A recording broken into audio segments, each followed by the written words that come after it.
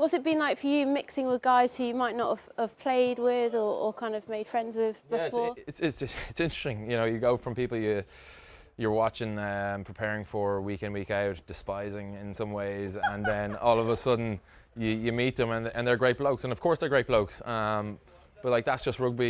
You know, you got to be able to turn it on, and I think we've all realised pretty quick that we're all good fellas and we all enjoy each other's company, and I think we've really enjoyed the last few weeks getting to know each other, and it's a big part of what we've tried to focus on over the last couple of weeks is really sort of buying into us as a group and making sure our connections are tight and we're getting to know each other off field as well as on field. But that's been definitely an enjoyable aspect of it. Despise is obviously a pretty punchy word. I mean, can you kind of elaborate? Was there anyone who you maybe weren't so sure of before you arrived here?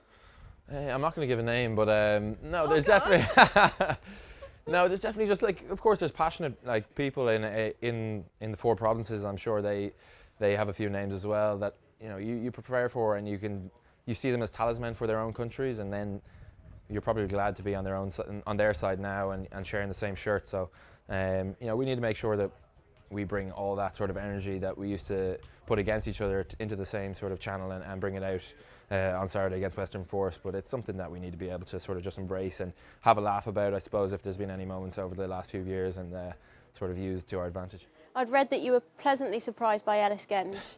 I was forced into saying that by a few journalists, but yeah, he's a great fella. I love how honest he is. He's just real. He's him. I think the energy he brings to the squad and training is unbelievable. And his performance last week against Argentina was a standout performance, and I think a lot of people follow off the back of that. And he'll be a massively important player in this squad over the next few weeks. And he's just one of many who bring their own talent, and they just are themselves, and I think that's something you can't really beat, is people just being themselves and bringing what they can to the table.